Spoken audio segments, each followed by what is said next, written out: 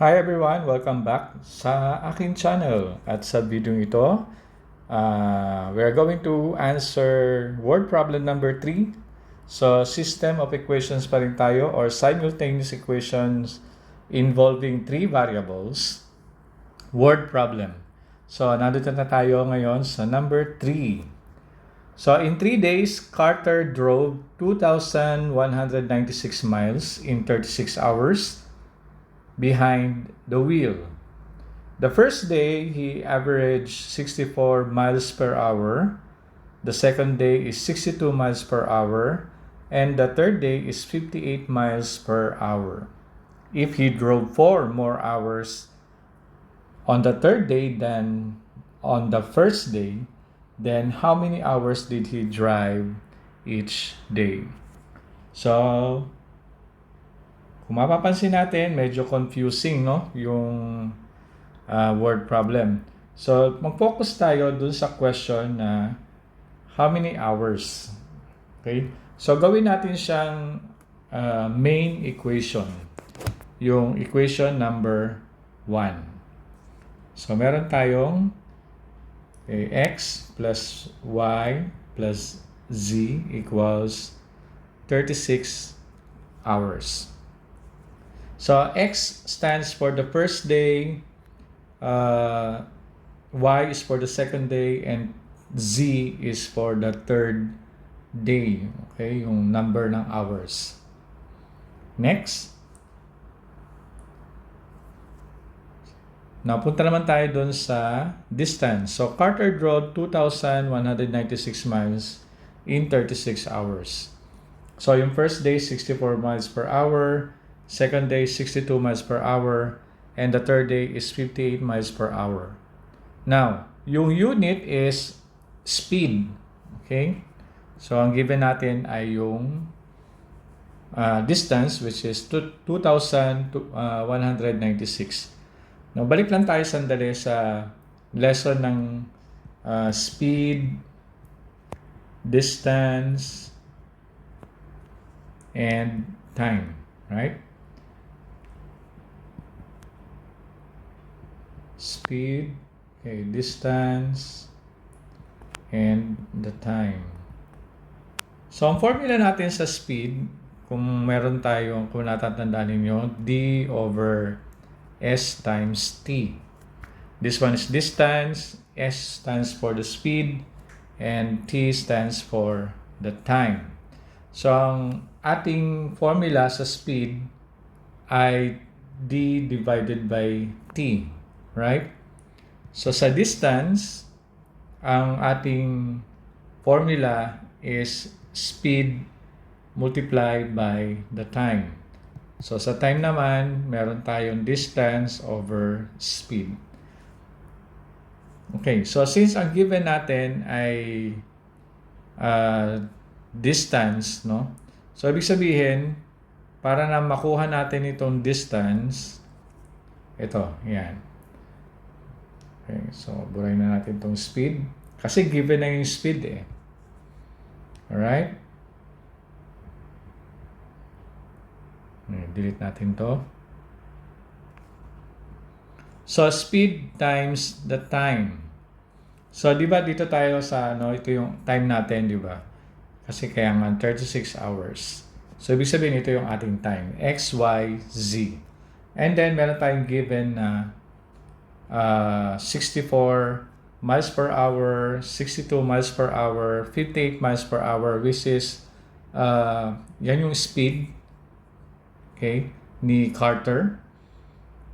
So, anong formula, paano natin siya gagawin? So, yung speed, which is 64, okay, times the time, which is x, okay, then plus, ang second day is 62, okay, times y, then plus 58 times z equals 2,196 miles.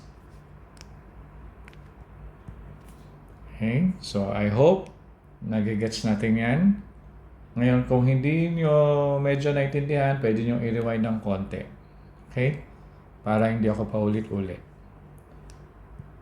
Alright. So, next one. So, ito yung ating distance. Speed times the time. Okay? So, yan yung distance natin. Now, what's the next one? If he drove 4 more hours on the third day than the first day. So, number of hours yan hindi number of distance. He drove 4 more hours on the third day. So, di ba ito yung ating third day, which is Z. So, Z is equal to 4 more hours. Okay, so we have than the first day. So, X plus 4. Okay, so yan na yung ating equation 1, equation 2, and equation number 3. Okay? Next one. So, gamitin muna natin yung equation 1. Substitute natin itong equation 3. Gamitin natin itong equation 3 which is Z equals X plus 4. I-substitute natin dito. Okay. Use equation 1. So, X plus Y plus Z is equal to 36. Kalimutan muna natin yung unit. Ayusin ko lang to. Baka mapagkamalang number 2. So, X plus Y plus, gawin kong kulay pula para makita ninyo. X plus 4 equals 36. Okay, so X plus X is 2X.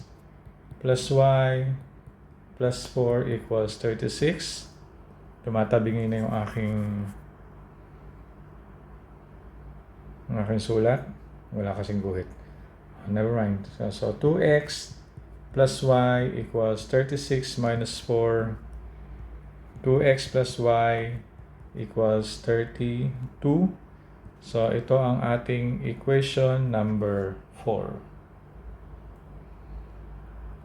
Okay.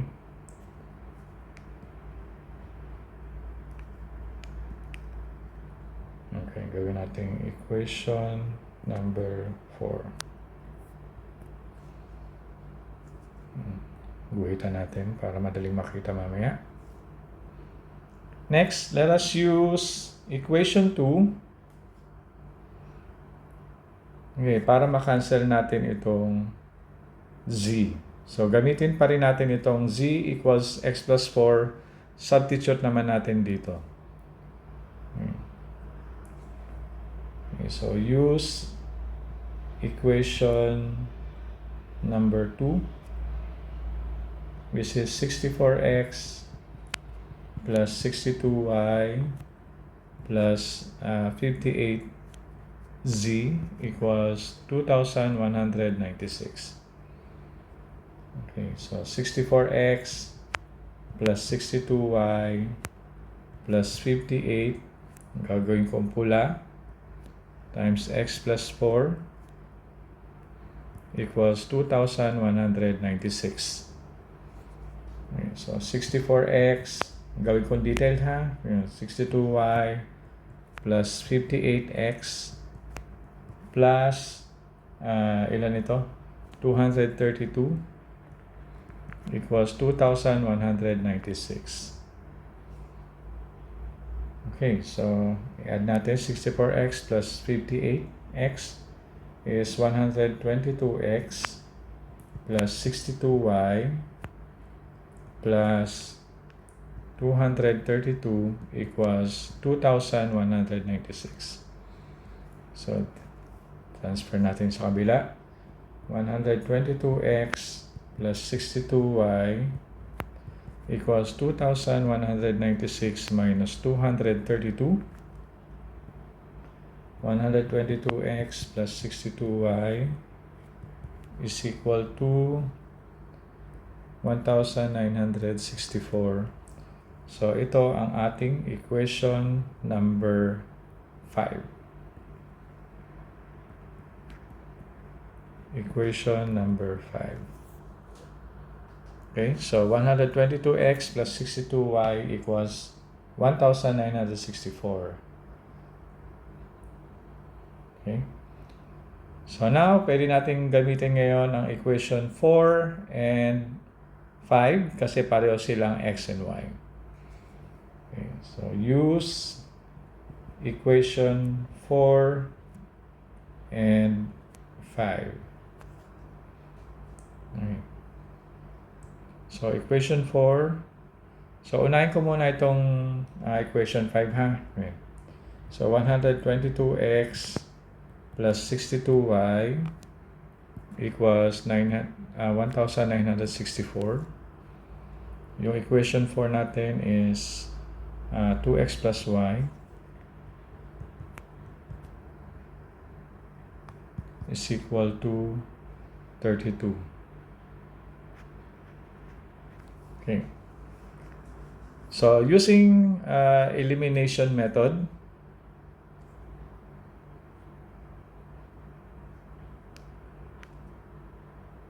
so pwede tayong multiply natin para maging negative 122. So multiply ko sa negative 61 both sides. Okay. Okay, so 122x plus 62y equals 1964 minus 122 minus 61y equals ilan ito? Negative 1952. Okay. So cancel natin yan. 0. 62y minus 61y is y equals ilan ito? 4 minus 2 is 2. 6 minus 1 is 6 minus 5 is 1.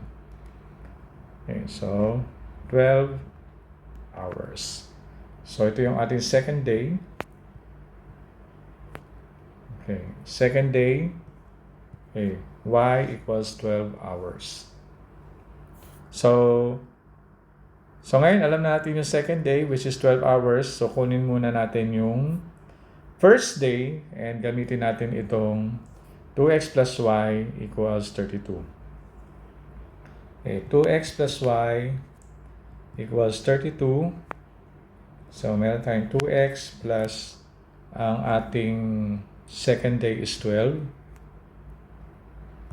equals 32. So 2x equals 32 minus 12. Okay, 2x is equal to 20 over 2 both sides. X is equal to 10, which is 10 hours. So first day. Okay. And lastly, punta na tayo dun sa main equation which is x plus y plus z equals 32 para makuha natin yung okay. Why not use equation 3? Ang equation 3 natin, mas madaling gamitin para makuha yung third day which is x plus 4. Okay, z equals x plus 4. Okay, z equals ang ating first day ay 10 which is x. So plus 4. Z is equal to 14 hours which is the third day. Okay, so check muna natin kung tama ang ating sagot. So x plus y plus z equals 32. Ang first natin is 10 plus y is ilan yun? 12. Okay, plus ang z natin is 14 equals 32.